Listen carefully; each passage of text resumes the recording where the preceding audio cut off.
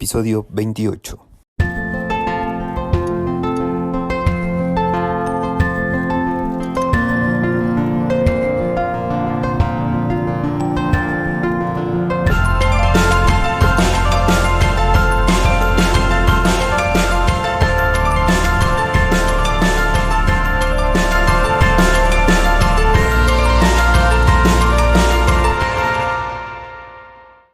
Bienvenidos a otro episodio del podcast LGBTQ, en el cual hemos venido platicando sobre diversidad sexual.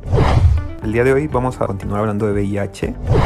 Vamos a tener una persona invitada que igual nos va a hablar a través de su experiencia. Así es que vamos a comenzar.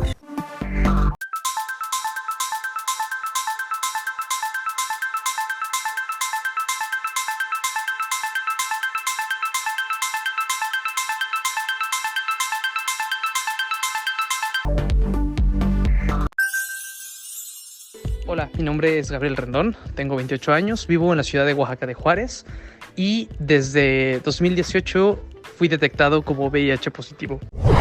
Bienvenido, Gabriel, y muchas gracias por haber aceptado esta invitación y poder compartirnos tu experiencia. Previamente hubo un episodio en el que se abordó el qué es el VIH, el cómo prevenir el VIH, pero ahora es el momento de platicar qué pasa cuando, aún con las medidas de precaución, aún utilizando el preservativo a la hora de tener relaciones sexuales, se transmite el virus. La primera pregunta es: ¿qué tan renuente eras a realizarte las pruebas para conocer tu estado? Antes de hacerme una prueba de VIH, tenía mucho miedo porque pensaba en las imágenes de cuando empezaba esta epidemia. La cuestión es que pienso que yo aprendí sobre el padecimiento de VIH-Sida con estas referencias y la verdad es que tenía mucho miedo. Yo tenía la impresión de que súbitamente iba a desarrollar la infección y que en algún momento iba a ser demasiado tarde y lo iba a descubrir antes de fallecer. Sin embargo, tuve la oportunidad de ir con un gran terapeuta que me hizo la invitación primero a tomar las riendas de mi vida, a saber que el tener un diagnóstico no era una sentencia de muerte y que realmente los tratamientos antirretrovirales con los que contamos ahora han sido un gran avance tecnológico y nos permiten tener una gran garantía de vida. Teniendo esta información, fue mucho más fácil para mí animarme a hacer una prueba de VIH y asistí a una organización que se llama AHF, que recomiendo ampliamente si quieren acercarse a buscar información o hacerse una prueba. En ese momento yo vivía en Ciudad de México y al recibir mi diagnóstico positivo, fui abrazado por el chico que me hizo la prueba y me comentó que a partir de ahora pues empezaba una nueva etapa de mi vida que no significaba que fuera a tener algún inconveniente o algún problema, sino que más bien era un momento para hacerme cargo de mí, para cuidarme y para comenzar un nuevo periodo en el que iba a tener una visión de autocuidado y de preservación. Qué bueno, me alegra mucho escuchar que no tuviste que lidiar con emociones negativas que lejos de ayudarte a continuar, todo lo contrario, ¿no? O sea, te hicieran atentar en contra de ti. O sea, me alegro mucho que no haya tenido que lidiar con esas situaciones y tomar lo mejor, que era una oportunidad para quizá replantear tu vida. Me gustaría que pudiéramos adentrar un poco en qué es esta organización AHF. ¿Pudieras darnos un preámbulo? En realidad las debería pronunciar en inglés porque, bueno, el nombre de la institución es AIDS Healthcare Foundation y es una organización que se dedica a la prevención y también a la detección de VIH-Sida. Una organización que tiene presencia en varios lugares del mundo. En México también se encuentra distribuido en varios estados y pueden acceder a su sitio para encontrar información y en dónde está la oficina más cercana o buscar por sus campañas de detección. Creo que este era un punto importante en el episodio, el dejar claro dónde te puedes acercar cuando requieres información certera o requieres un apoyo inmediato para saber cómo adherirte al tratamiento. Es muy bueno mencionar dónde pueden acercarse. Creo que ahorita eres una persona que ya lleva cierto tiempo informado, está involucrado, pero antes de que tuvieras tu diagnóstico, ¿qué tabús, qué miedos tenías respecto al tratamiento? ¿Qué es lo que temías o qué es lo que pensabas? Sentía que iba a ser algo muy complicado. Había tenido la oportunidad de conocer a personas que habían tomado Atripla, que uno de los componentes de este medicamento es el efavirenz, que es una sustancia que pues tiene efectos secundarios muy notorios. Sin embargo, el tratamiento que yo inicié fue con un medicamento que se conoce como Strivil, y el tema con este medicamento es que casi no tuve efectos secundarios. Lo que me producía era una somnolencia pues muy marcada. Ese mismo año, en 2019, el gobierno mexicano introdujo a las clínicas un medicamento que es Biktarvy, que ahora es el que comúnmente tomamos las personas que vivimos con VIH. El medicamento pues no me ha involucrado pues ningún efecto colateral. Más bien lo que he notado pues es que ha sido bastante fácil apegarme. Muchos le tenemos miedo a la rutina o a los hábitos, pero el tema de la adherencia al tratamiento es justamente hacerte de la rutina o de la costumbre de tomar un medicamento todos los días aproximadamente a la misma hora, y que justamente permite el que los medicamentos funcionen. ¿Y cómo es que funciona? El tratamiento antirretroviral, si bien lo que hace es quitar el número de copias del virus que hay en tu sangre, no impide el hecho de que las células todavía contengan la información genética del virus. Por lo tanto, si tú dejas de tomar el tratamiento, las células tienen el material genético para volver a crear copias del mismo. Por eso es muy importante tomarlo constantemente. Otra de las cosas que son bien importantes es tratar de ser constante, porque si hay días en los que no se toma el medicamento, en esos momentos es cuando el virus puede empezar a replicarse y hacer resistencia contra el antirretroviral, que es un elemento bien importante. El apego al tratamiento es necesario porque con el apego evitamos la resistencia del virus a los medicamentos, y también nos permite asegurar la indetectabilidad. ¿Y cuántos tipos existen? ¿Cuántas marcas? ¿O qué variedad podemos tener actualmente? Existen muchos tratamientos, pero todos se concentran en la idea de evitar la replicación del virus. Son tratamientos antirretrovirales. Eso significa que justamente atacan a un virus. El tema con los virus es que son seres que no están ni vivos ni muertos, sino que tienen pues esa tendencia a replicar su contenido genético para poder generar copias de ellos mismos. La verdad es que yo admiro mucho como la complejidad de un virus, y específicamente de este, porque pues tiene la capacidad de mutar y de adaptarse. Es muy difícil eliminarlo por completo. El tema es que hay opciones a futuro que nos van a ayudar a tener pues mejores tratamientos, pero con lo que tenemos hoy en día se podría tratar por completo la pandemia y la podríamos frenar. El tema es que si todos detectáramos el VIH, podríamos empezar un tratamiento y evitar la propagación del virus y así frenar esta pandemia. El medicamento que yo consumo se llama Biktarvy y es una combinación de distintos medicamentos que lo que van a hacer es impedir que el virus se replique. Cada año se desarrollan nuevos medicamentos. La asignación depende del médico interno. Depende mucho del medicamento, el efecto secundario que va a provocar. Yo recuerdo tener conocidos, amigos que ingieren Atripla, que uno de sus componentes es el efavirenz, que provoca muchos efectos secundarios en realidad. Puede causar náusea, puede causar mareo, puede causar pesadillas, sueños lúcidos, pero depende de cada medicamento el efecto secundario que va a tener. Actualmente, ahora que yo estoy tomando Biktarvy, no he tenido mayor inconveniente, no he tenido ningún efecto secundario, y es algo que se celebra mucho de este nuevo medicamento. Evidentemente todos pues tienen ciertas consecuencias, y lo que les recomendaría a las personas que escuchan esta transmisión es que se acerquen a su médico infectólogo para preguntar los posibles efectos secundarios que puede causar el medicamento. Pero algo que les puedo asegurar yo es que no causan mayores complicaciones, y que la verdad podemos tener una vida de calidad sin tener la preocupación de desarrollar síndrome de inmunodeficiencia adquirida. ¿Y qué tan costoso es? Son medicamentos costosos y hay prácticas que me parecen muy injustas alrededor de ellos. ¿A qué me refiero?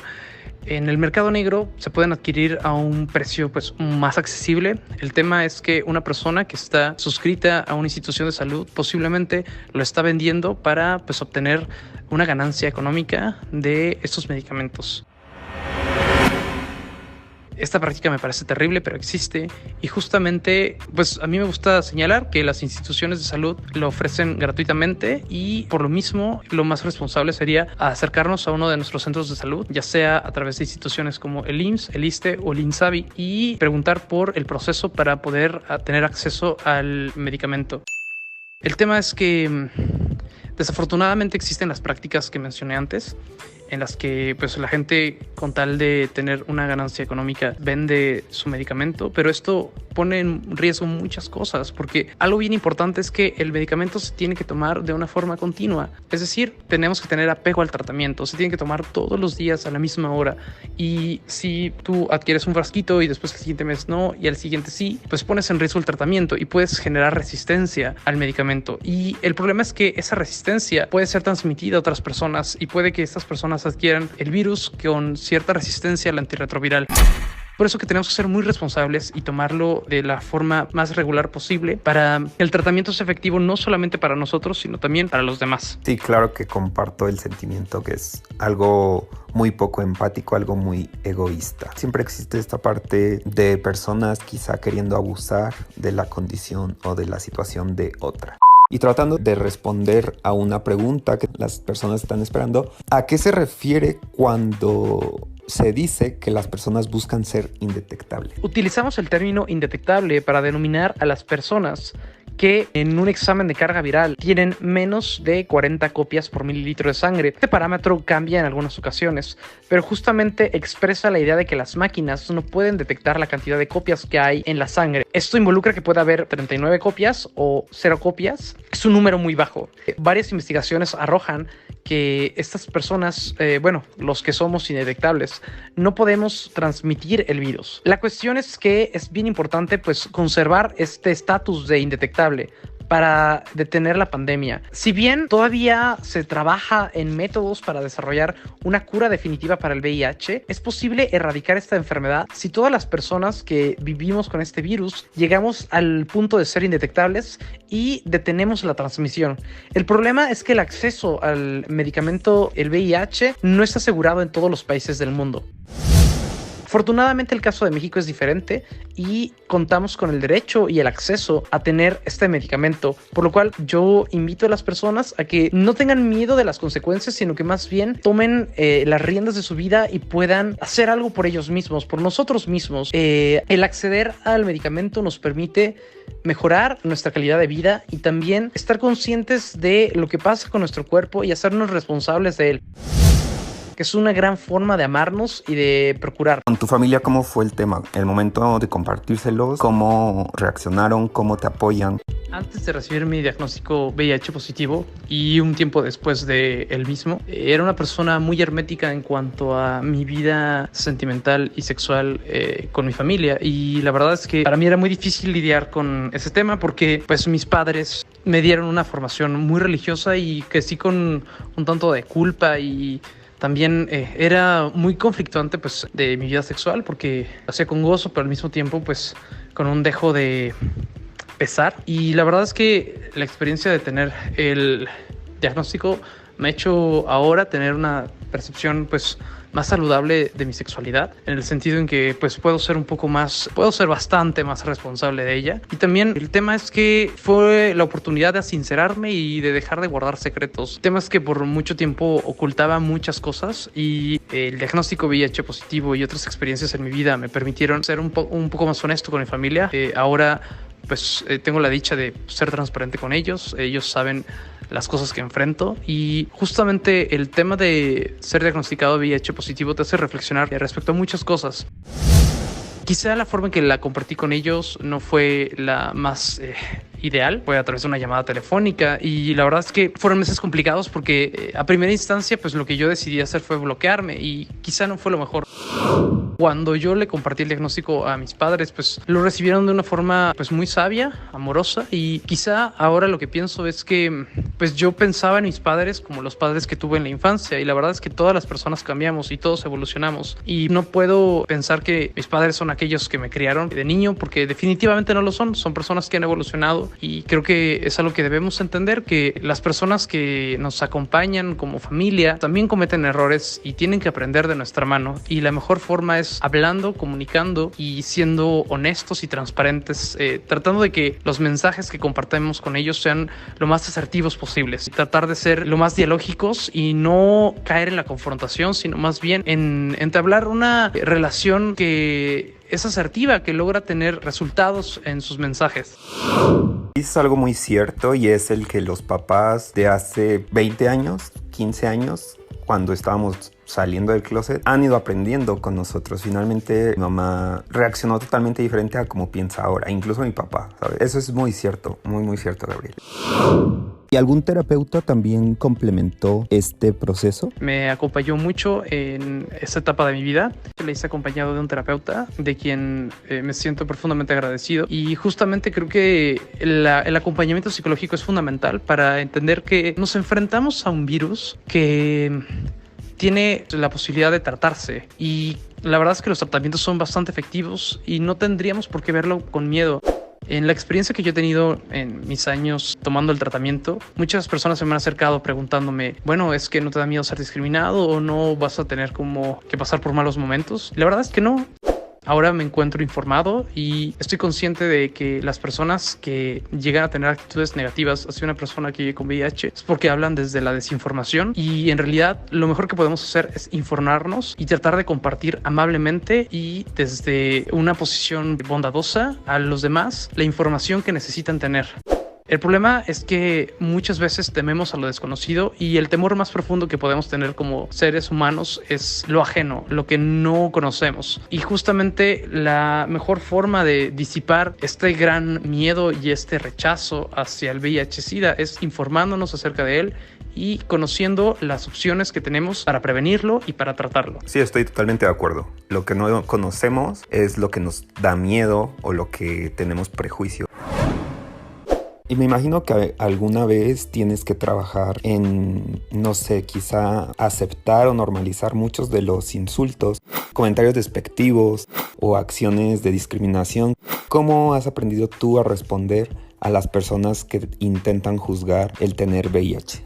Pienso que no podemos imaginar que el virus aparece como mandato divino, como un castigo, como una forma de juzgar nuestros estilos de vida, sino más bien hay que entender que las enfermedades existen alrededor del mundo y que pues, son una constante en la vida. Las plantas se enferman, los animales se enferman, y el VIH es muy similar a otros tipos de infecciones.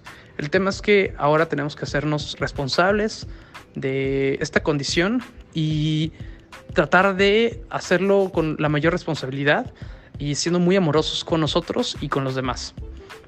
Y de los programas PEP y PrEP, ¿conoces información o podríamos tocar ese punto?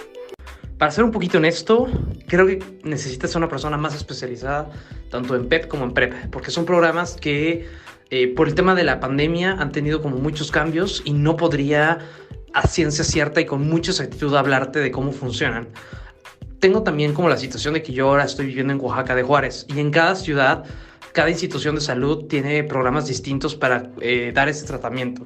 La idea de saber si se detecta a tiempo o no, pues es muy relativo.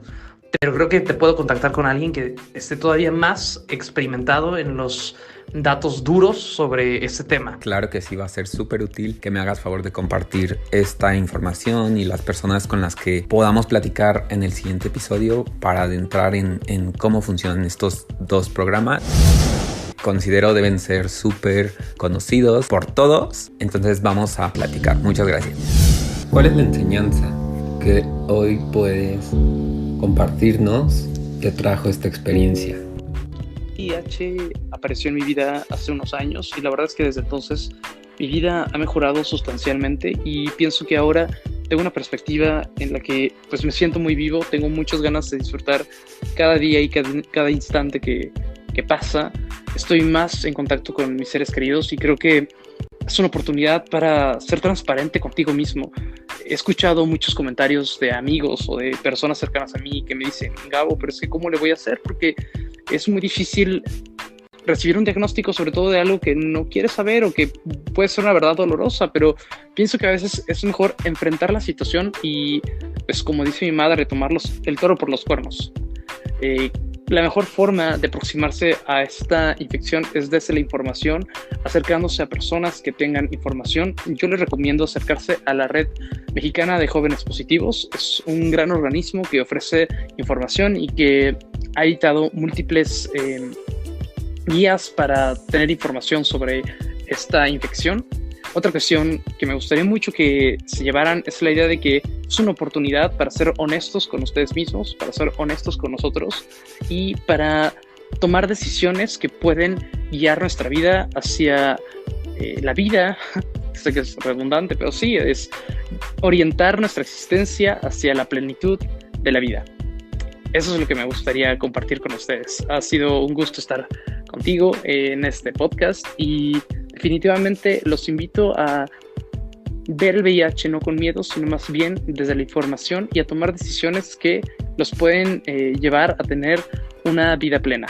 Yo soy Gabriel y fue un gusto estar hablando con ustedes en esta transmisión.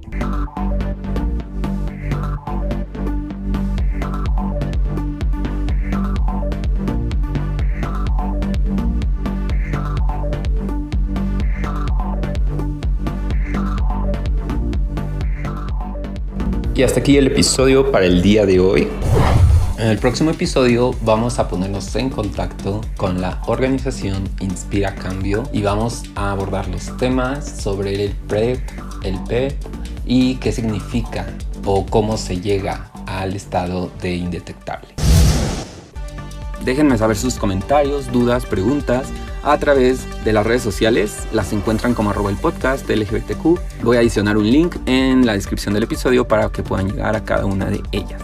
Recuerden que dar un like, un compartir, un suscribirse en YouTube ayuda mucho para que toda esta información pueda llegar a más y más personas y de esta manera nos encaminemos a ser esa sociedad que vive, incluye, respeta y es empática con la diversidad. No me queda más que recordarles que mi nombre es Oscar Olmos y que nos escuchamos en el próximo episodio para continuar construyendo conocimiento, derribando prejuicios.